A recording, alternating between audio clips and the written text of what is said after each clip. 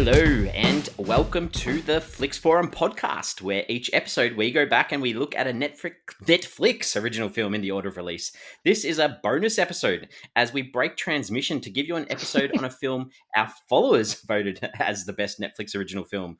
It's Netflix's 199th film. It's from 2019. It's a drama. It's Marriage Story. It's directed by Noah Baumbach. It stars Scarlett Johansson, Adam Driver, Laura Dern, Alda, Ray Liotta, Julie Hagerty, and Merritt Wever. I am Jesse, and MJ is here with me. How are you, mate? Good. How are you? I'm good. Were you a little bit too excited about this bonus episode? Did you slip up the word Netflix? I did. I got like 3 words in. I was like, Netflix? I think it's Netflix. Man, we use that word a lot in Flix Forum, so you're obviously very excited about bonus episode. I've been struggling with lots of words lately, but Netflix is one you think that I'd be able to get right, but unfortunately I didn't. But that is okay because we like to go live and we like to let our listeners hear how human we are. It's very true. So yeah, I mentioned this in the start, but this is a breakaway. This is a bit of a special one that we've put together. And MJ, you had a bit of a say in how we did this. So how did we come to doing an episode on Marriage Story? Yeah, that's it. I mean, I think anyone who listens to us regularly understand that we go through all the Netflix films as they have been released chronologically. And I think at the moment we're up to about June 2018, and we're in the 90s somewhere. But yeah, this is the third bonus episode we did. So we did a Facebook poll probably just over a year ago about what fans wanted to hear, and that was what we did to all the boys I loved before. And then we did one for The Irishman as soon as that came out, just to buy into the hype that everyone else around the world was going with, and we kind of couldn't hold back, so we did that one too. That was a big episode. We had a big cast of helpers for that one too. Yeah, and it was about an hour and a half long, and but this one was more born out of the fact that we're all in isolation. Netflix obviously has a great opportunity to have a lot of films that people can watch at the moment, and I sort of thought let's go into our Flix Forum family and find out what the best or the most popular Netflix original film actually is. And now this included films that we hadn't covered on the podcast yet. So I sort of did a bit of scrounging around and came up with 32 films to put into the bracket. And that was basically films that were a combination of the most highly rated on IMDb combined with films that had a lot of different individual ratings. So it meant that had enough eyeballs as well to see them. So we did the bracket. Marriage Story was actually our number 3 seed. The Irishman, unsurprisingly, number 1 seed, and had Bird Box at number 2. So the bracket was a lot of fun. I think you probably enjoyed it as well, Jesse, but we did the votes every few days on Instagram and Facebook on our story. We had a lot of great conversation, a lot of new members of the Flix Forum family came on board and got their vote in. Everyone's passionate about the movies that they love, but as it turned out, it was Marriage Story versus The Irishman in the final, and Marriage Story came home with a whopping 71% of the votes in that final. To win, to go down as the number 1 Netflix original film. And since we hadn't done it yet, we thought, well, you know what, let's give the fans what they really want and let's have a chat about it. And I hope that we don't disappoint any of our fans with our discussion on it. Hopefully that they're understanding that we are just everyday film lovers giving our thoughts. That's it. It's a podcast for film lovers by film lovers. But no, this was a lot of fun to do, the bracket. We had Roma and Okja were the other 2 films that got booted out in the semi-finals, and a couple of surprise packages with Paddleton and Fundamentals of Caring also doing really well as well. But yeah, a lot of fun. Obviously, very subjective, but that's what our fans wanted to see, and here we are. Good, and hopefully they're going to listen to us. That'll be nice as well. Well, if they've heard you say that, they're already in.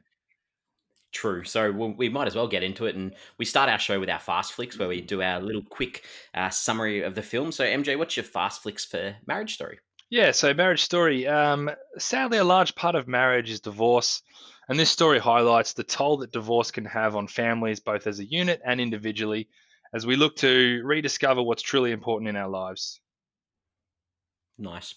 Wow, didn't talk about characters or anything. It was just the whole overall sort of thing. I liked it. Nice. Thank you. It's a bit. Yeah, there's a lot to it. There is an awful lot to this one. So yeah, my summary is not going to cover everything, but I've put it as a marriage breakdown that doesn't take sides with some performances of a lifetime. Mm, I like Very that brief, actually. but yeah, I think that the performances are something from this one that I definitely take away from it. Oh, for sure, mate, for sure. Hey, should we do a spoiler alert as well? I reckon we should. Let's hit us up with our spoiler alert. Well, look, I mean, we normally get in a little bit later after we've discussed a little bit of stuff, but we are going to spoil this film throughout the entirety of this podcast. So if you haven't seen Marriage Story and you would like to see Marriage Story, then then maybe watch it before you listen to us, and then come back and listen to us and be part of the conversation. So that's probably the best way to do it because we might ruin the film. Good, love it. So this is where we lead into what we're able to discover about a film, any background information, how it was made, those types of things. And I think we're gonna have a plethora of stuff for this one. So MJ, you do such a good job of filling us in on how films are made and what happens in the industry. So let's hear what you got to say. It's funny because a lot of the films we do are quite small films, and we sit there and we find out that it was filmed in one city, and we're like, that's all I could find out about this film. But obviously, when we get the bigger films like this, there's information everywhere for us. But I like to give a flavour of how things came to be and how this film ended up being on your TV. So Noah Baumbach, obviously the writer and director of this film, very highly acclaimed director as well. So he's actually a child of divorce himself, and he was divorced as an adult from Jennifer Jason Leigh back in 2010. So he's got that idea of divorce. And although this drew from his own personal story, it's certainly not necessarily his own story. And he spent months researching the subject, talking to divorce lawyers, judges, mediators, even querying some friends about their experiences that they had with broken marriages. So that's kind of how the idea came to par. And then he decided early on that he wanted Adam Driver to play Charlie in this film. I'm pretty sure Driver and Bombach have had quite a few films together. They're obviously pretty close mates, so he got collaborating with him really early. And it was actually Adam Driver who decided that Charlie should be a theatre director in the film. Yeah. Um, and then from then, Scarlett Johansson was, unbeknownst to Bombach, was actually going through her second divorce when she agreed to do this film. And I think it was exactly what she needed when she was sort of in between, big shoots for the Avengers, which would have been more physically taxing and obviously a lot of time away from home on set. But this was something that she could really sink her teeth into and look forward to during all that. So Hmm. it got to late 2017 when he actually finished writing the script. He took it to British producer David Heyman, who famously did the Harry Potter films and Gravity. And together they basically took that package to several studios, and they got a fair bit of interest. But Netflix actually had the edge because, despite the fact that Bombach does love the theatrical experience, he did have a really good experience working with Netflix on the Mywitch stories, which we actually have covered on this podcast, and we both really enjoyed. I was gonna mention that. Is this possibly? And I know. So we did do the Mywit stories, and I think the idea for Marriage Story came to him like when he was in post production for that. The just sort of touching base with that, we did that on our show. I think this is possibly the first podcast we've done where we've both actually seen this film as well prior to doing this podcast. That's a good point. Yeah. Yeah, so I think that's probably just a little bit of context around it too. That we've got this understanding of like we did a full episode on Maywit stories, so hmm we've got background on that, and obviously, yeah, this is our second watching of this film too. So hopefully that gives us a little bit more insight too. Oh, so you're trying to say that we're experts after you just You thought, said take everything we're saying with a grain of salt? no, I just wanted to give a bit of context in case anyone wanted to jump on and check out. We have done a podcast on that as well. That you Yeah, can find exactly. And there's a lot of similarities thematically with the exploration of family in My Wits as there are in Marriage Story. But um, Netflix actually offered them the longest ever theatrical window they'd actually offered, which was a 4-week theatrical window, which I think almost sealed the deal for Noah Baumbach to get this done with Netflix. It also came with an $18 million budget, which was enough for him to do what he wanted to do with it. So Hmm. that was the sort of negotiations that made this a Netflix original film. Um, and then we had a 47-day production beginning in January 2018 that, from what I can gather, went pretty much without a hitch. And then the film premiered in August of that same year at the Venice Film Festival, which was well ahead of, I think it's late November, and then the November theatrical release, and then December 6th Netflix debut. And that's kind of the story of how a Marriage Story became what it is. You've put it all together so nicely as usual. I've only got a couple of other little bits to add in, I guess, that are all going to sound sort of out of joint compared to the narrative that you've just been able to provide us. But so you mentioned that it did, have that small theatrical release before it hit Netflix. So it made hmm 2.3 million at the box office, which it's not too bad for a film that I guess if it wasn't picked up by Netflix, this would probably be playing indie theaters anyway. But let's So also say people knew that they could wait a month and they can watch it. I say for free, but they could watch it with their subscription that they're paying anyway. So it's an interesting one, the whole theatrical release mixed in with knowing that it's coming to Netflix, because I don't know. I didn't. We had the chance. There was a few cinemas around us in Melbourne that played Marriage Story, but I just waited till it was on Netflix. yeah, same. I waited till it sort of suited because I knew it was sitting there, like you mentioned. Yeah. Yeah, the I guess in the filming, there's a scene towards the end where Adam Driver does this performance of the song "Being Alive," Mm, and that was filmed live and done in one take, which I thought was pretty cool to hear that sort of story from the making of a film where often scenes that you have 20, 30 mm. takes. So just nice to hear that that they did have these sorts of successes while creating this film as well. Yeah. Um, Not a bad and voice either, Adam Driver. Like, not a great voice, but for one At take and at times I struggled. Like it just sounds like Kylo Ren. You like close your eyes and you're like, I just have that connection. It's a bit like that Daniel Radcliffe effect. yeah. When you see Well, him in such Adam a Driver famous was a role. bit more established before Kylo Ren, Yeah, very so true. he kind of got the runs on the board there. But yeah, it's a good point. The only other thing that I've got for this one is that in January this year that the Criterion Collection announced that they were going to release Marriage Story with their their DVD Blu-ray releases along with a couple of other Netflix films, The Irishman, American Factory, and Atlantics. There's only one other Netflix film that's been released on the Criterion Collection so far, and that was Roma. And I'm very happy to say I have a copy of that.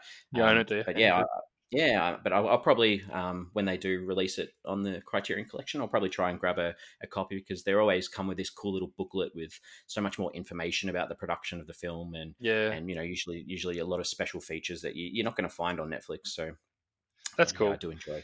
I Yeah. do love my physical movie collection, but it is nothing compared to what you've got, Jesse. You've got a physical movie collection that can be marveled at. I'm nothing compared to like a Tarantino or anything, but I do, No. but I do like exactly the same as you. Like having a physical collection where you get those special features and you've got that artwork sitting in your hand. It just it means being a film lover. That's something that you just I agree. you, Yeah. know, you, you watch the release dates of when films are coming out because you can be like, I can own that now. So Yeah, yeah. you are good like that. Um, it was an $18 million film. Now, would you like to know what kind of Yes, movies I have do. been made for It's $18 been a million? while since we've had this section where you fill us in on what are some similar films. So, what are some other $18 million films? Well, I've got The Hunt, which I've put there just because it's very recent, so you can sort of compare apples with apples.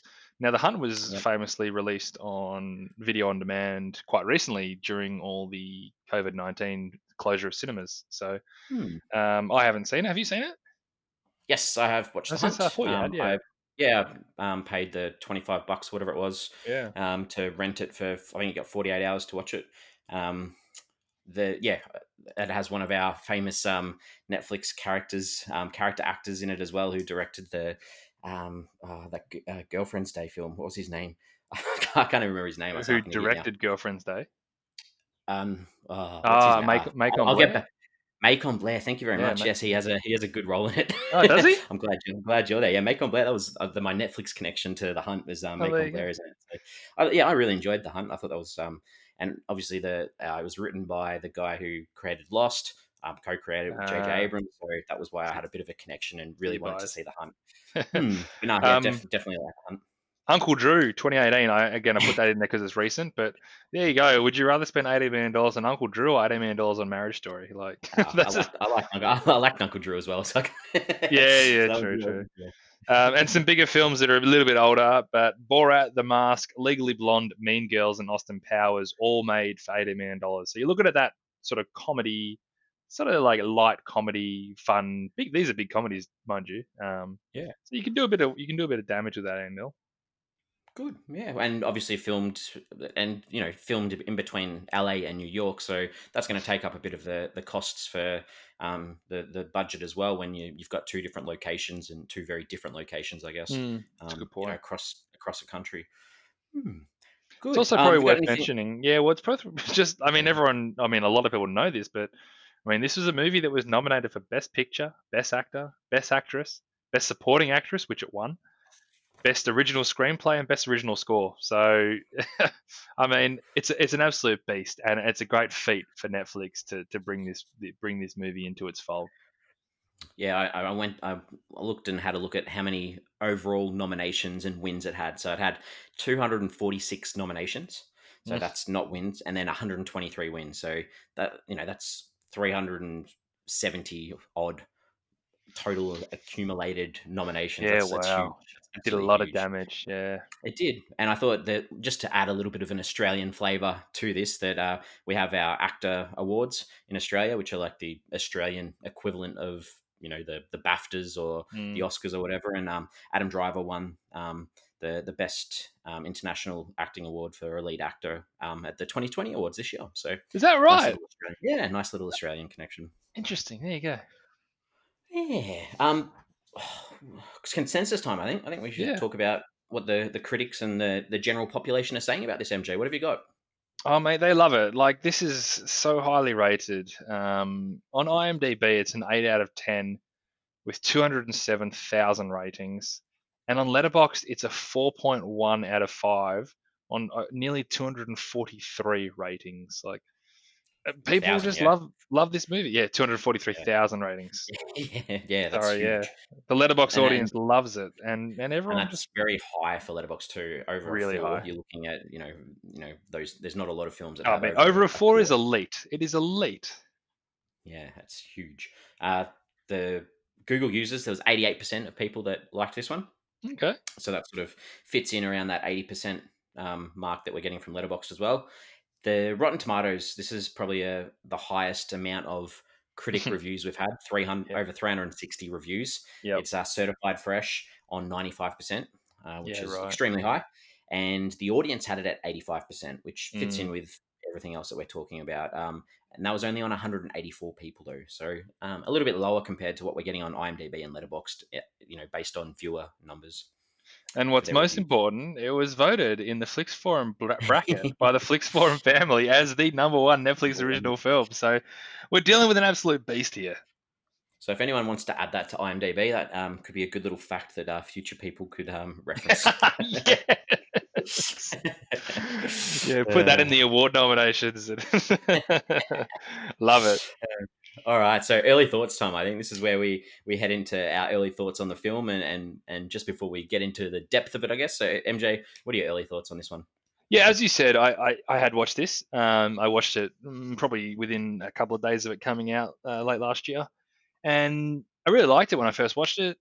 And I wasn't overly looking forward to a rewatch, but I knew that I'd probably benefit from it because it was such a Noah Baumbach doesn't waste a scene, and I knew that watching it again, I'd get more out of it. And look, watching it again, I still think it's really good, and I think I appreciate it more than I want to sort of revel in it because I actually don't have a personal connection with divorce, and this film is about more than just divorce, but it plays a huge part, and I can watch all this happening, and I can really appreciate and sympathize with everything that they go through. And I respect the way that the whole thing's been thoughtfully put together and the way the characters are so realistically developed and portrayed. But I still do miss that personal connection to the main crux of the storyline. Despite I'm absolutely blown away by the humanity that Adam Driver and Scarlett Johansson bring to these roles. Like they are enormous in this movie, and there's so much to like about this movie.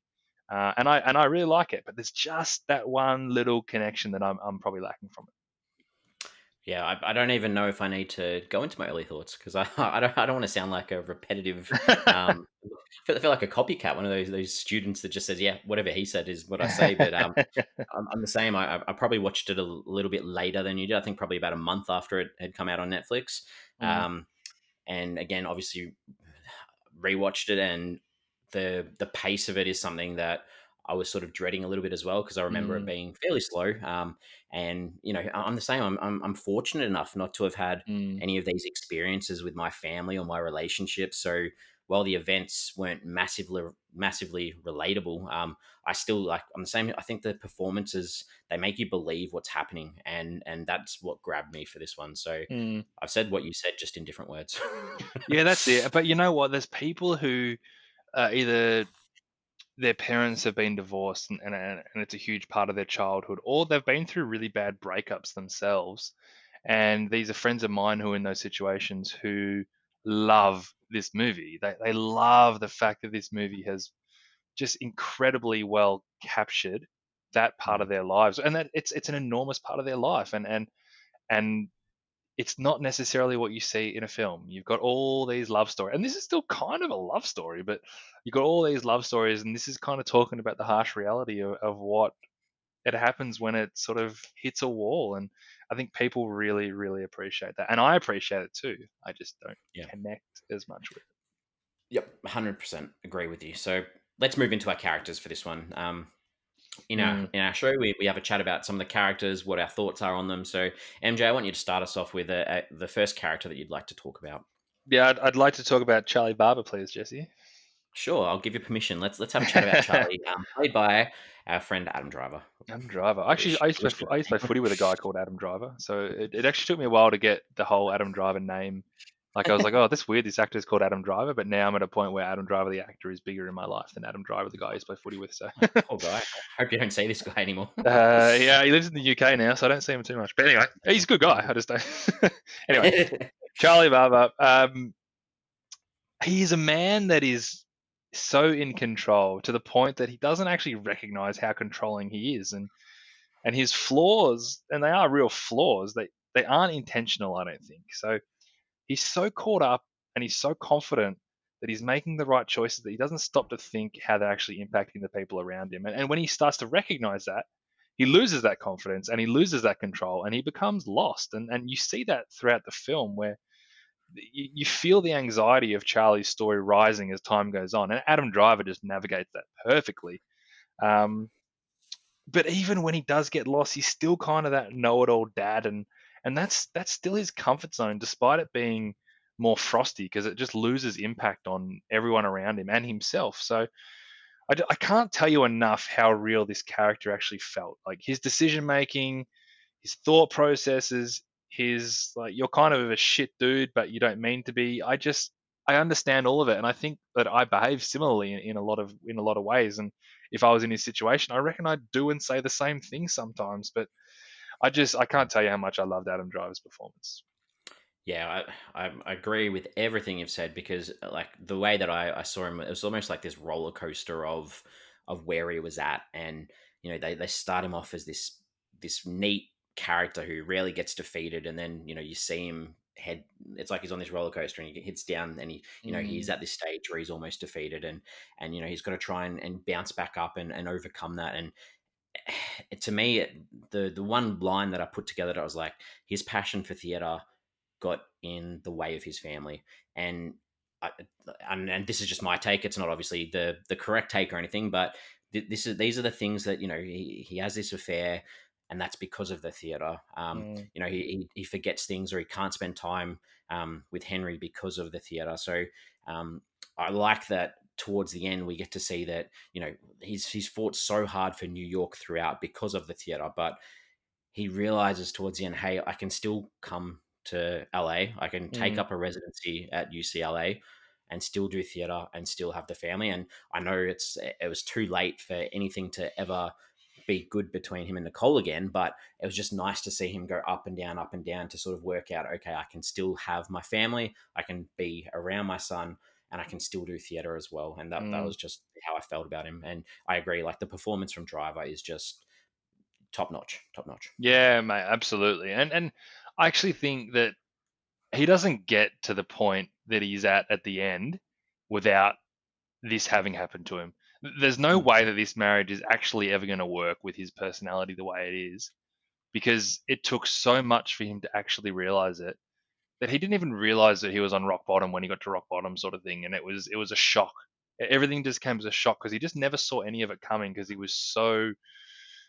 And if it wasn't theater, it would have been something else. You just get Yeah, the feeling of that personality of his. He's so in control, and I am he making gets the right decision fixated all on the stuff. time. It's like, yeah, the whole time he's got to be fixated on something, and he can't, adapt to include anything else apart from that fixation. And that's Yeah, probably why it worked with Nicole at the start, because she was a part of this fixation. She was a part of the acting of a yeah. theater company, so it worked. But then when she decides, hey, and this is probably a bit of a segue into Nicole, but when she decides, hey, I want more than just theater. I want to have my own, solo career where I'm not in your shadow, or I'm not in, I'm not following your footsteps. She needed her own independence, but and she needed to not just feel like she was feeding. I think she said like something along the lines of, "I'm feeding your aliveness" or something, and she Mm. needed to feel more than just being, a co-partner. I guess she wanted her own That's what she said. independence. He didn't see me as something separate from himself.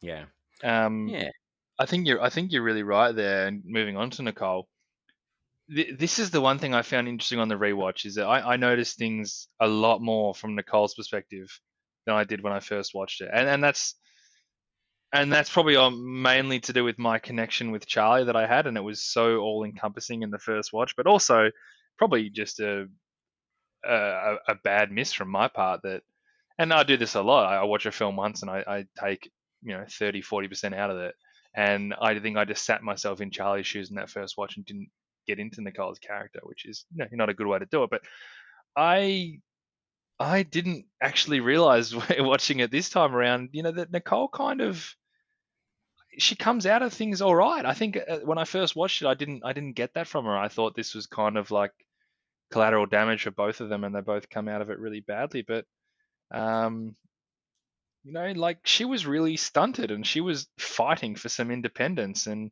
you really do understand why she's doing all this. And I probably didn't get that the first time. yeah. She definitely has. At the end of the film, she has a lot more, yeah, confidence in herself. And she has that ability now that she can do her own thing without him. And Mm, he sort of switches a little bit, because he can only do his thing now in the mm, location that she wants because of having that child. So it's yeah. not like a complete switch, but yeah, I think you get what I mean. Like it's yeah, it's she still wants, and she still wants to be friends with him, but Yep. through Nora, she's able to sort of build up this aggression almost, or this, Nora's able to convince her, hey, you need to stand up for yourself more, and that's what she needed. She wanted to have more of an independence, and I think Nora's able to give that to her.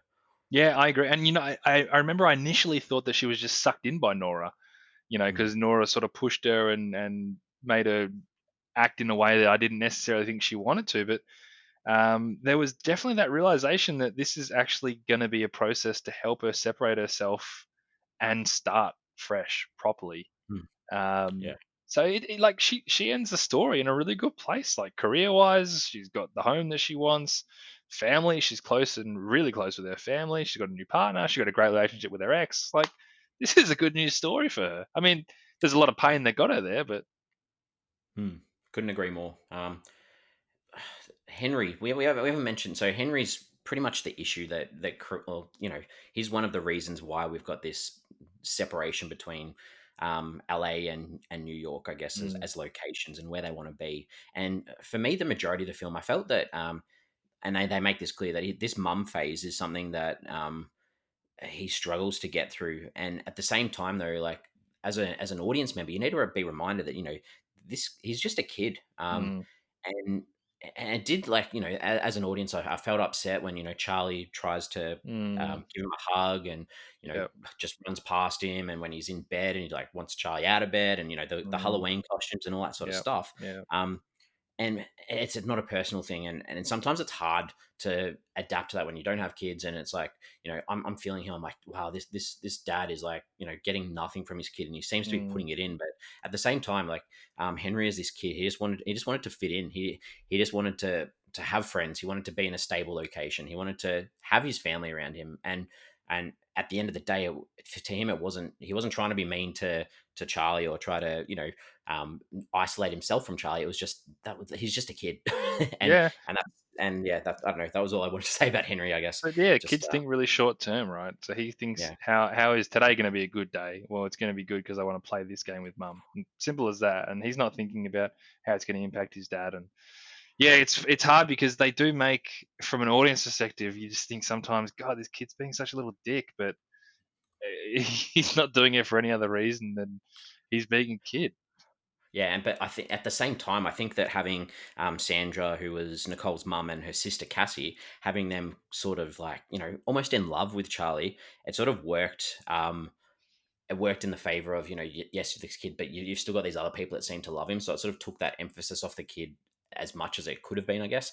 So I thought that they Mm. were like really important characters for that sort of thing, for Charlie to not feel like completely isolated as a Yeah, character. you're right. And I think with Sandra specifically, it was a nice representation of that collateral damage that does come with a breakup. Those Mm. closest to you, they're kind of forced to take sides, take your side, despite the meaningful relationship that they actually formed with your ex. And those feelings for them don't just disappear just because you've had a falling out with someone. Like, if you care about someone, you still care about them. And I like that was captured in this story as well, because it's a huge part of divorce and breakups. Mm. True. Are there any other characters that you want to talk about? I'd like to talk about Nora. Yes. Um, just a really successful portrayal of an absolute slimeball, I reckon, because everything that she did was calculated and it was manipulative. And there's even that scene at the first hearing, um, where Charlie's, what was his name? Bert, where Bert, the lawyer, Yep. Bert sort of talks by saying, it's my client's understanding, speaking in the proper legal way. And you just see straight away the comparison of Nora saying, it's my understanding that he did this and he did that. And just that language, that bullying, that power, that everything about her, I just really disliked. Yeah. And it And even that, goes through right to the end when they get that settlement. And she goes, she's like, oh, 50-50. She's like, no, no, I got you like 55-45 because, she just wanted to prove her point that, I do it like how I do it. It's not actually what you want. It's where I stand, sort of thing. and that's why I like that scene, because the whole time I just dislike this character so much. And that scene's almost like the confirmation of, yep, you're supposed to Yeah. dislike her. She is not Yeah. doing anything with her. Re-emphasizes just that, that nastiness to her. Do you think Laura Dern was worthy of the Oscar in this role? It's a pretty good performance. I mean, Mm. she's done that job to make you dislike her that much. I agree.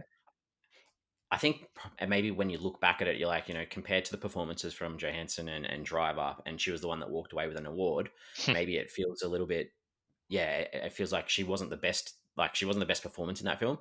I Maybe kind that's of where, just, I think she was really aided as well by just really good writing.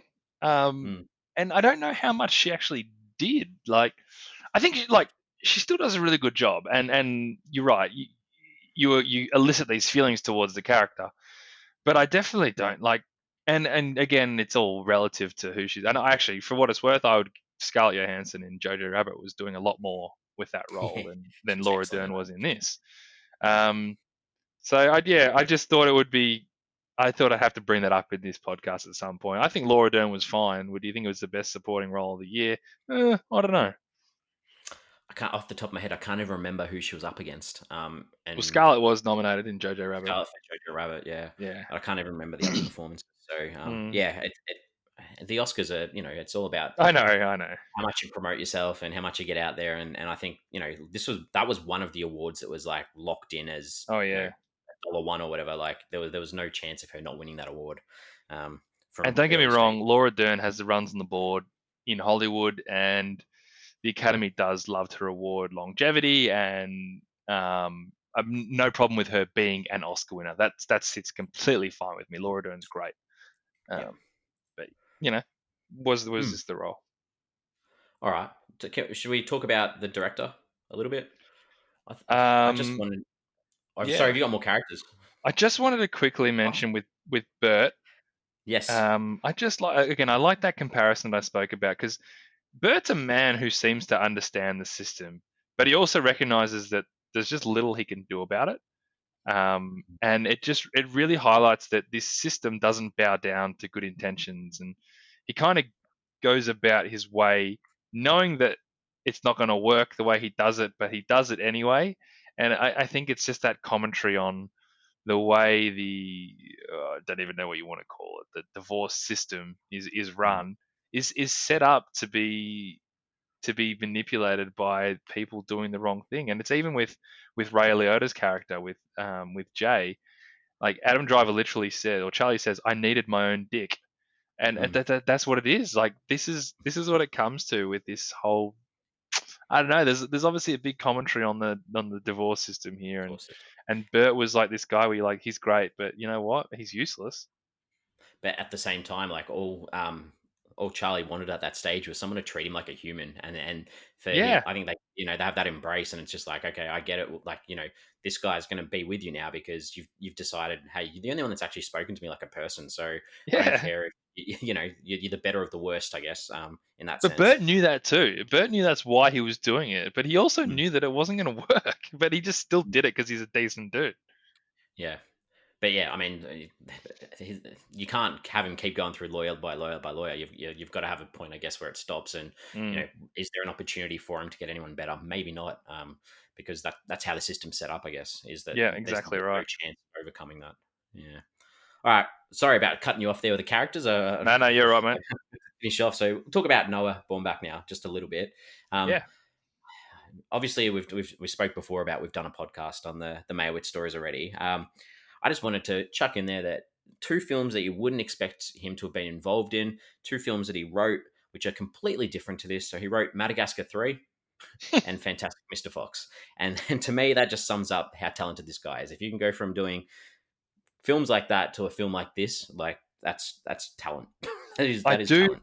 think that he came in late on Fantastic Mr. Fox to do some Yeah, rewrites on the script. rewrites. Yeah, But yeah, mate, the guy's doing a lot right.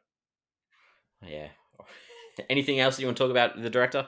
I'm just looking now on his IMDb page, and he's got a screenplay that's been announced for Barbie. Is he Yeah, doing the Barbie film? Very interesting. I've got that on my Letterboxd watch list already. So he's right in this. Oh, it's Greta Gerwig, so that makes sense actually. But Noah there you go. Baumbach That screenplay starring Margot Robbie. Yeah, he's right in the yeah, Barbie film. There you go. good. That might be a good At film. this stage, anyway, it At could this stage, change, but yeah. Yeah, that'd be good. All right. very Well, interesting. let's jump into some scenes. Some scenes Yeah. that about this film that we enjoyed, and then we'll follow it up with some ones that maybe we didn't like. So, MJ, what are some things about this one that you enjoyed?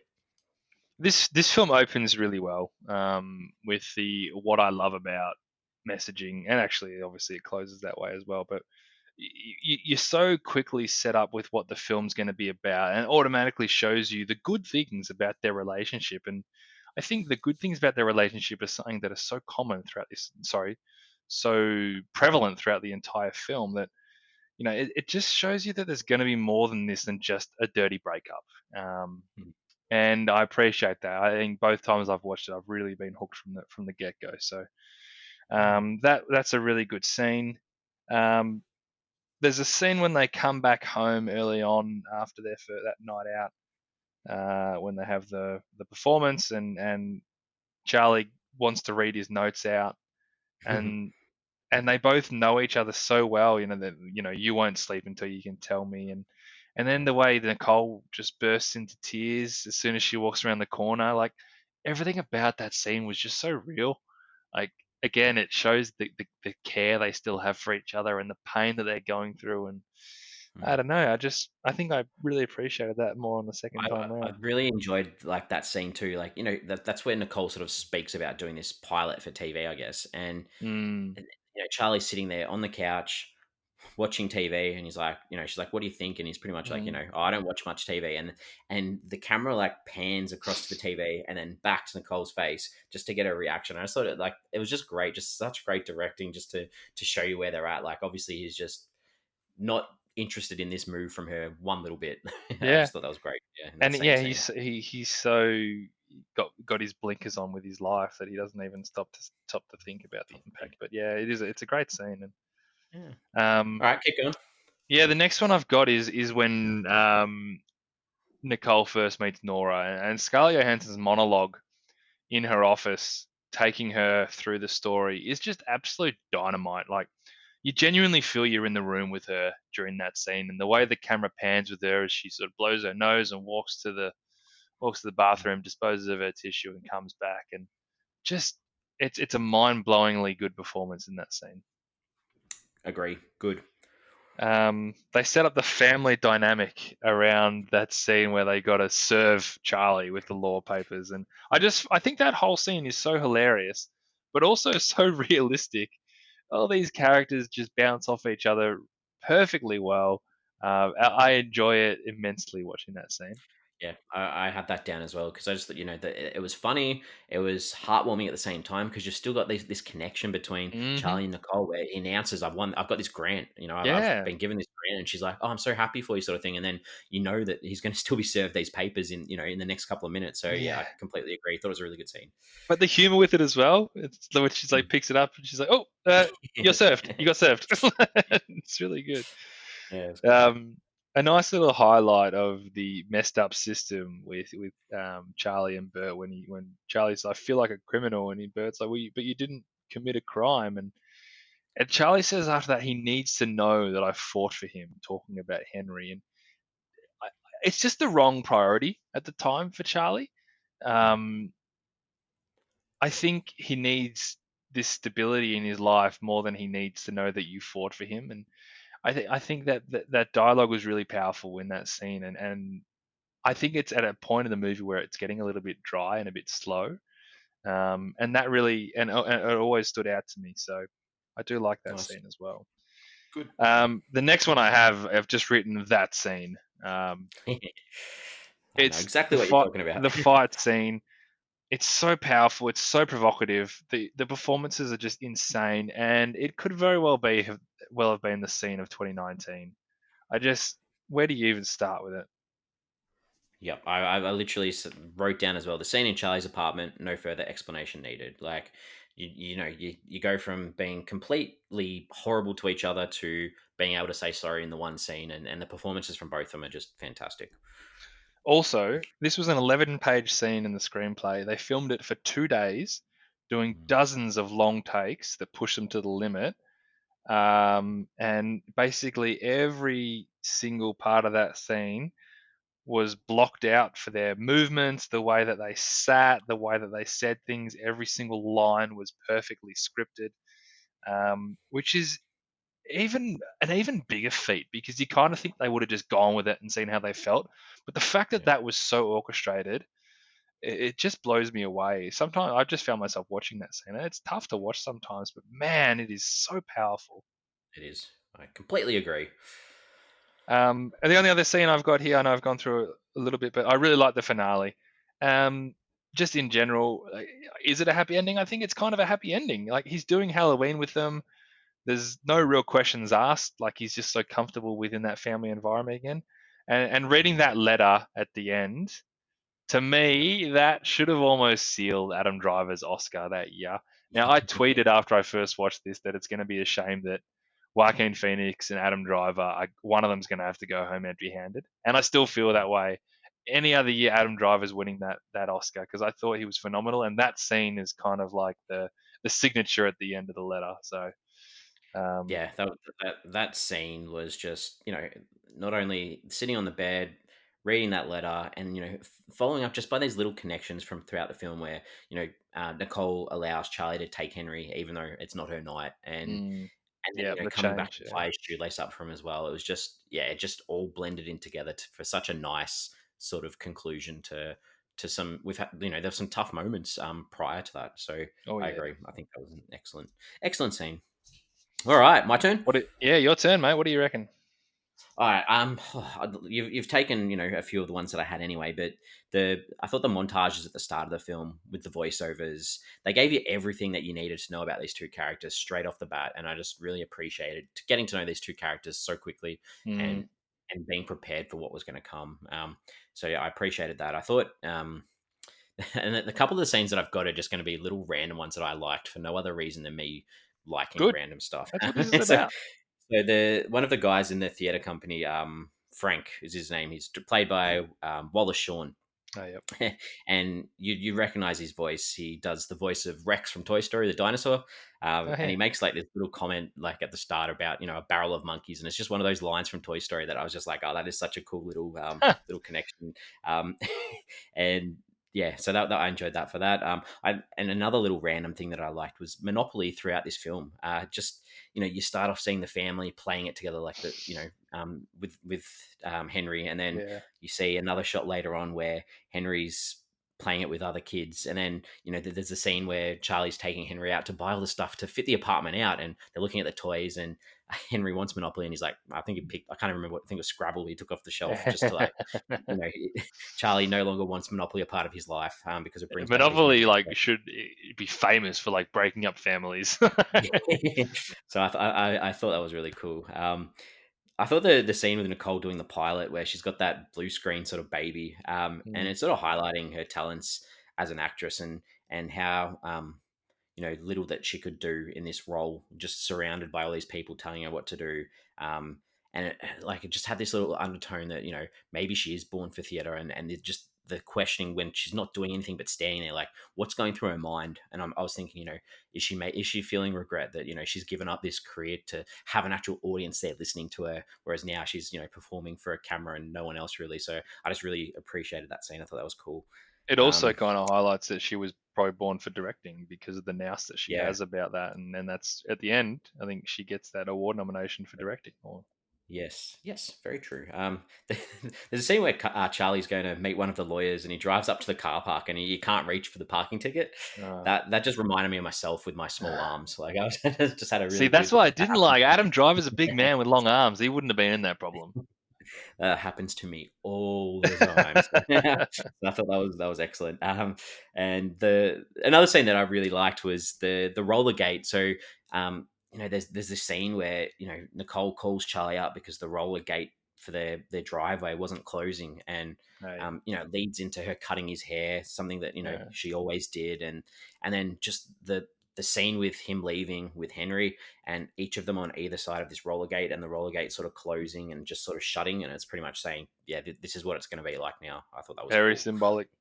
Yeah. And the court scene too, where that they decided we're going to be nasty, and just the two sides back and forth arguing in court, where they pull the dirt, the things that they said they weren't going to do. Mm, They wanted to be friends, they didn't want to do this, and they just pull these little bits of dirt on each other. And I just thought that was another good way of just highlighting this tension and such a struggle that they're going through. mm. Yeah. So that's me done with my scenes that I liked. Have you got anything in this one that you didn't like? Not too much, but I think I have to say that I always got uncomfortable in all the Ray Liotta scenes. Mhm. Just obviously when Charlie first goes and visits the lawyer and the way they talk, and I said before that you notice Charlie's anxiety levels rising throughout the film, and with that, my anxiety levels were rising with him, and being in that scene where they're kind of telling him what he can and can't do, it just made me uncomfortable. And I know that was what it was supposed to do, but it made me uncomfortable. Yep. And similarly with most of the courtroom scenes, made me uncomfortable because I just didn't like seeing the lawyers doing what they're doing. But again, that's exactly what it was supposed to be. Yep. Exactly what Um, happens here. the only other thing I didn't really like is and again this is intentional, was the way that they communicated a lot of things through Henry, and a lot of that stuff didn't sit well with me. The way he's like, oh, mum said this, dad said this, oh, is mum doing this? Is that is what's happening Yeah. here? And again, it's But probably just a that sign of happens in real life so much. Like it's and it, absolutely. And with Noah Baumbach being a child of divorce, I'm sure he was probably in the middle of that as well, and really wanted to portray it. But so the yeah. things that I didn't like were things that were important that just made me uncomfortable. And again, without that connection, maybe I don't sit there and go, "Oh my God, he's bang on here." I go, "Oh, I don't like this." So I don't But know. no, that's all right. I had two little things that I wasn't a massive fan of. I didn't like when Nicole picked up that other guy and takes him to the car and Oh pretty much yeah. just says blatantly to him, she's like, just finger me or whatever it was. And I was Mm. like, I don't know. I don't know whether that was needed or whether that was just to be like, okay, we've got to try and even out the tension between the two. And we know that Charlie's had an affair, so we need her to be with a guy or something. I don't know. That scene just didn't sit I well with I saw it as like a recapturing of the youth that she lost with me. with Charlie. the idea of that kind of dirty hookup at a party that didn't Yeah, even lead to sex. It felt really youthful and juvenile. yeah, That's kind of, yeah. yeah. I don't know. Didn't Matt was a massive fan, and I didn't like the two songs from both parties at the end, like Nicole with the family and Charlie with the piano and the cast of his theater company. I Oh don't yeah, know.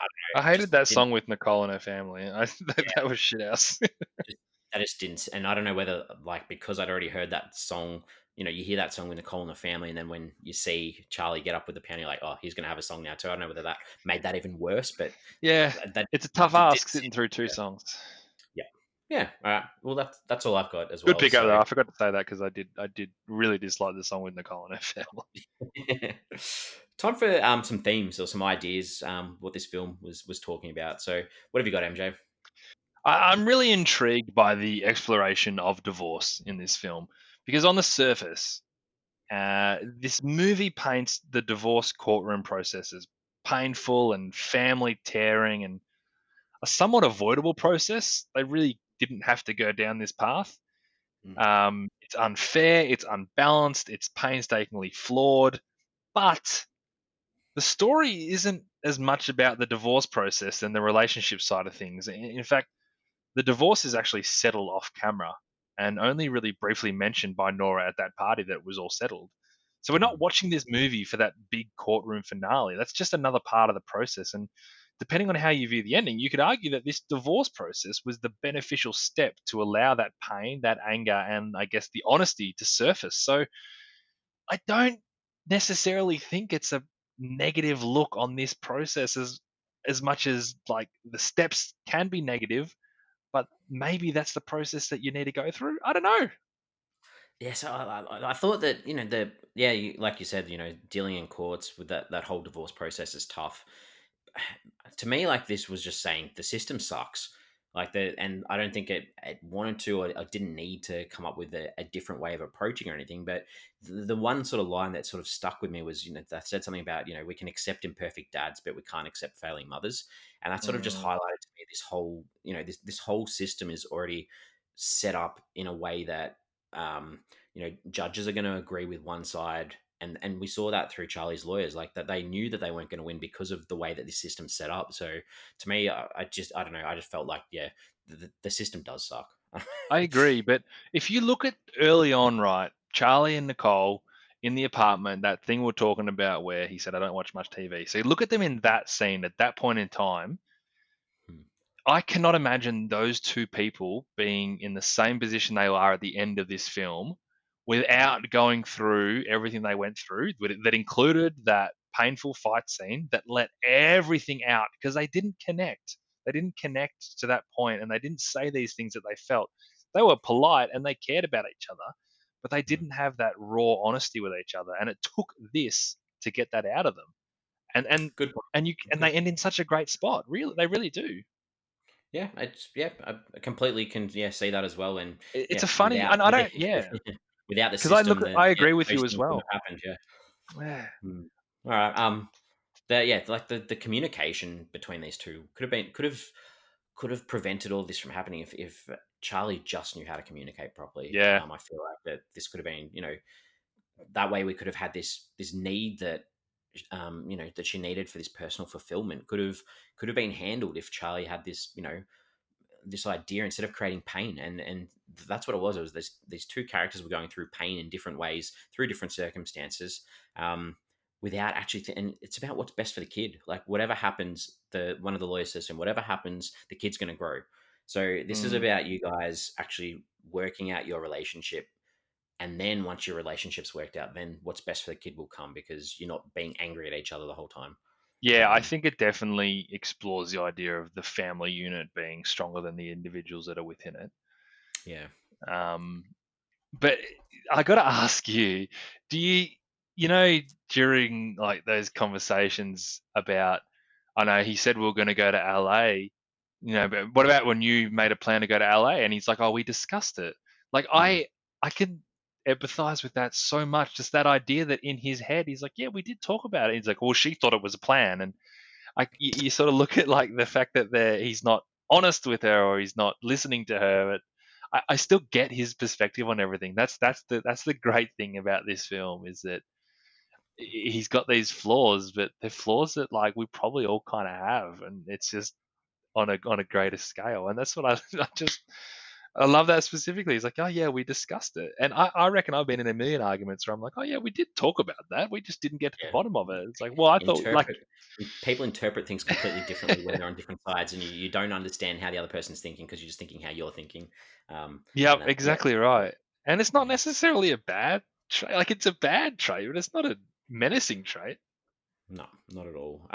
The other thing that, like you mentioned here, is too, like this LA versus New York thing. It was very critical of LA as a place and as a location to set up, from um, the point of view that, whereas you didn't see the opposite where people were putting New York down, whereas LA Mm. was, yeah, I don't know, I just felt this thing, like, they talk about the space in LA or whatever, but there was no sort of argument against New York. It was more just about, well, we're in LA, that's where my family is, that's where everything is. There was no, yeah, I don't know, I thought that was an interesting sort of thing So you're as saying, the two so are you cities. saying that they're being more negative about LA or New York? See, and it's a tricky one, because for me, I look at it and I'm like, I think they're being pretty critical of LA through Mm. the story of Charlie. But then on the other side, there could be someone that completely takes it and say they're being critical of New York because they're saying how open LA is and how much space LA No, has. I think, yeah, on the surface they're saying that, but I do think it's more critical of LA because it's, Mm. LA is the home of Nora and Jay and these plastic fake people trying to get what they want. Like you see Nicole on the film set, and you just like a whole bunch of people just jabbering around. Like I think there's a, it does paint LA in a pretty crappy kind of picture. Like LA doesn't really, New York never really gets a chance in all this. Yep. Good. All right. What did we take away from this one? Um, Oh, look, it's just a movie that really makes you think about your own life and like your own experiences and your decisions. And again, like despite the fact that I didn't actually have a personal connection to divorce specifically, there's a lot that is explored about relationships and how you can navigate through them in certain situations. And I think the main thing is that there's a certain human truth in these characters that you can relate to, which just makes it a really raw and engaging piece of cinema. And I kind of referenced this before, but I would recommend this to people who have been through a breakup or have been directly exposed to divorce, because it would definitely stick more with them, and they can appreciate the lengths that we go to as humans to get ourselves out of hurt and as without as much damage as possible. So there's a lot of realness to this film. Good. Yeah, to me, what I mentioned before, the performances, like you mentioned, through this realness that they provide, they're just so good. And I think that this one may get better with age. Like, even though it's got the critical consensus now, I reckon even in 20 years' time, people are going to look back on this in an even more favorable light and be like, okay, this was one of the best films of the 2010s. Mm, yep. Hmm. All right. IMDb time, I think. I think Yeah. that's what we're up to, is where we sort of have a chat about if we jumped on our phones to check out any cast members throughout the film to see if we recognize them from anything else. Did you jump on it all, MJ? I did. I jumped on twice in this film, even though I'd seen it before, but I don't recall doing it the first time. Um, Actually, that's why I reckon I didn't do it the first time. So Julie Hagerty, who plays Mm-hmm. Sandra, who is Nicole's mother in this, Mm-hmm. she is in the Christmas movie Noel, the one with Bill Hader and Anna Kendrick that came out on Disney Plus Disney last year. Plus. Yeah. Yeah, Ah, so she plays Mrs. Claus in that, and that's probably why I didn't do it the first time, because you because seen I it hadn't since seen then. it yet. She's Good. also in Freddy Got Fingered, so I think she is familiar enough there. But the other Good. one that I did, and like I was never a big MASH fan because it was before my time, but I didn't know that Bert was played by Alan Alda, who is like the main character in MASH. Mash. I've seen a bit of Younger, MASH very because, younger. yeah, obviously my folks used to watch a bit of MASH, so I recognized him as soon as I saw it. I was like, holy crap, it's him! So Yeah. um, I'm sure the big film fans will be disappointed in that, but for me, that was a perfect IMDb. I also looked up Alan Elder as well. Oh, good. Don't feel as But bad. well, it wasn't for Mash. He was in Ah, Bridge of okay. Spies. He played this character. I think it was like Thomas Waters in Bridge of Spies, and that's what I remembered him from. Well, that's a When I lot saw more a recent, so you would have when I recognized when I it. You saw would a have looked a bit picture of similar. him, He does, yeah. So that was my IMDb. So, Ah, good. yeah, good. Sorry, it's all right. We looked up the same guy. Question time. All right. Have you got anything you want to ask me about this one?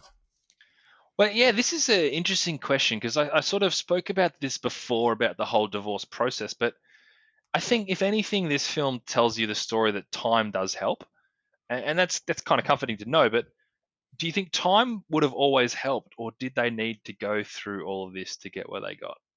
Yeah, I like that we had a bit of a discussion about this a little bit before. It's hard to tell. Like, yeah, the maybe it's to me, it's maybe more the distance thing that made it more relevant and more of an urgency. Because if Charlie had have just gone back to New York and gone, "I've lost," Mm. um, then I think it would have been a much different circumstance. Whereas he's made that decision at the end to move closer. That I think maybe the distance is more of the issue than time. I don't know if that makes sense.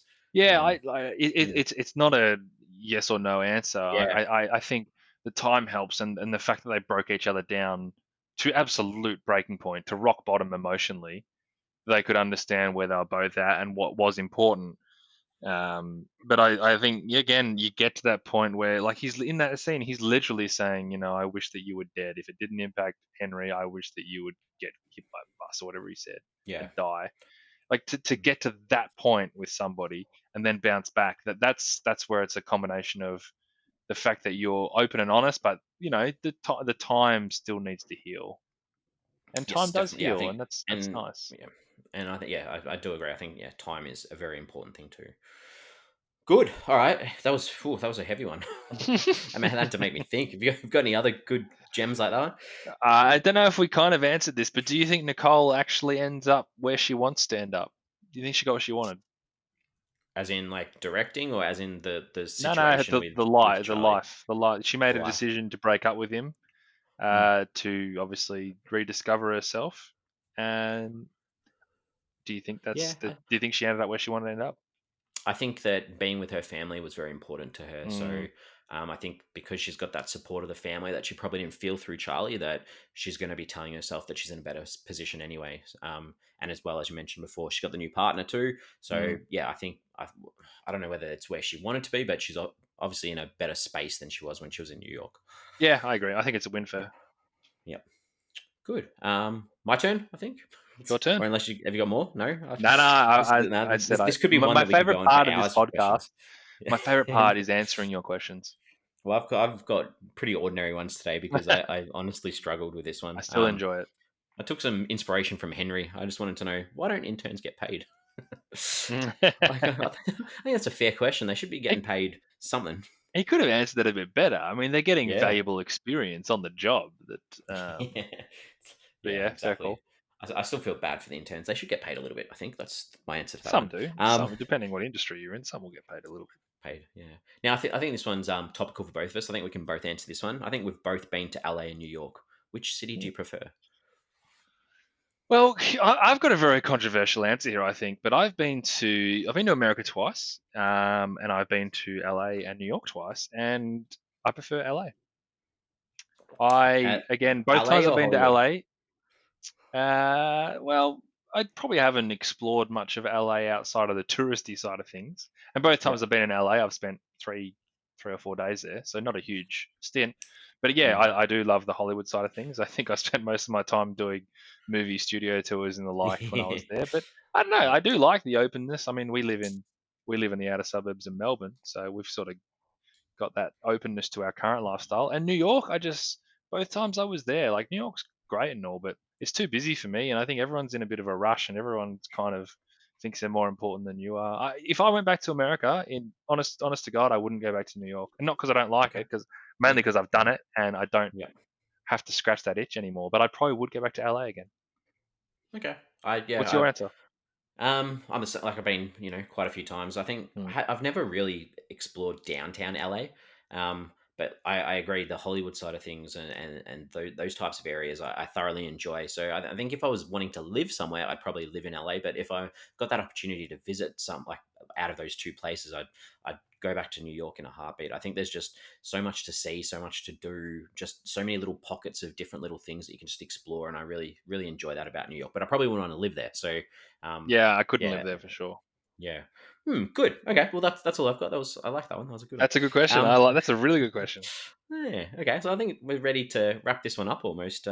Again, we've gone a fairly long one today, so thank you for sticking with us. If you're still listening, the end of our show, we put together Oh our yeah. summary of the film, and we give a rating out of 5, and then we sort of work out a Flix Forum Netflix average. So MJ, what are your final thoughts for Marriage Story?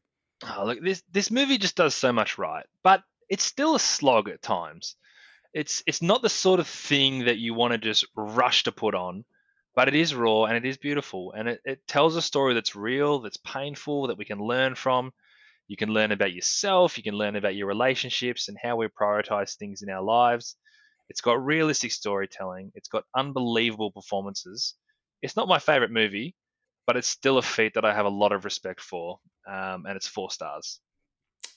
Nice, good. I'm just going to repeat you again because, like, yeah, the performances and the characters, they were just really, really believable.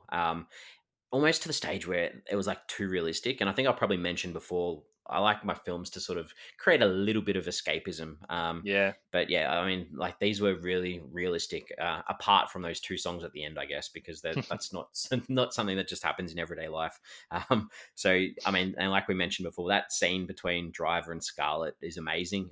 Even if you don't want to sit down and watch this whole film, just check out that scene because that scene is worth just watching with no context, just to see these two people go at it, and you don't need any context to understand they are two people who do love each other but are having a tough time. So I highly recommend that scene.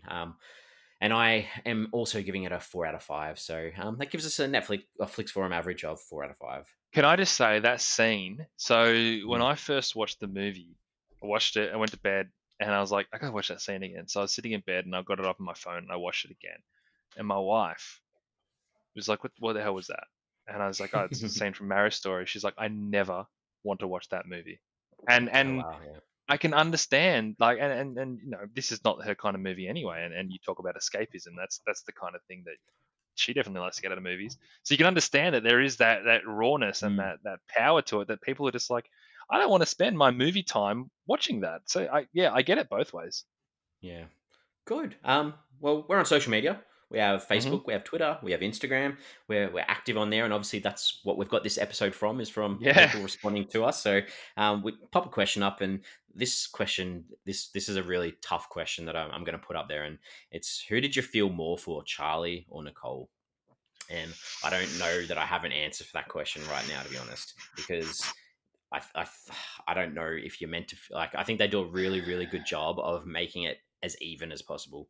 And I think that's one of that's magic about this film is that you don't Yeah. feel worse off for one person than the other person. But I think it's still something really good to just have in the back of your mind and go, who did appear or who did come off worse, and who do I connect with more? Because in a lot of films, you'd be like, oh, I'm going to connect with the male more, but that's not the case in this one. You connect with both, I think, just as much. Well, I did anyway. You're saying that as a male, though. You're obviously saying you Yes, connect yeah, more with a sorry, and male. Yeah, same yeah, with yeah, yeah. females. Yeah, yep. Yeah, Sorry, yeah. yeah. You know, you do. You put yourself in someone's shoes and you sit there and go, oh, that's kind of what I would do. But I think I kind of think that during the duration of this film, Charlie is worse off, but Nicole is probably a lot worse off before the film actually starts taking place. Like she's Yes. living this stunted life, Mm, and she's got to make these tough decisions to get out of it. So they probably go through the same amount of pain throughout all of it. okay. I think we Yeah. probably see more of Charlie's on screen though. Yeah. Good. All right. Well, that's a good way to sort of finish this one off. We obviously have a very good back catalogue. I'm sort of pumping up a bit. I think we have a good back catalogue. We've got close to 100 episodes of We do. Netflix films that you can go back, check out, have a look at. And especially if you've enjoyed our chat here, we do have a chat about films quite often. So please check out our catalogue, Please download as do. many as you can. And yeah, thank you Let for us know coming what you together. think. Yeah. If Yeah. you want to hear any kind of other reason why we should do a bonus episode, whether it's a vote or another bracket or whatever it is, we are all ears and we are here to serve our beautiful Flix Forum family, and we love them all. Couldn't have said it better myself. So yeah, thank you, MJ, for coming together for this special occasion. It's been a good experience. It's a good movie to chat about, to be honest. I think if you watch Marriage Story and you don't talk about it, you're probably missing out. Good, and I will see you back on our regular show next week. You certainly will. See you then. See ya.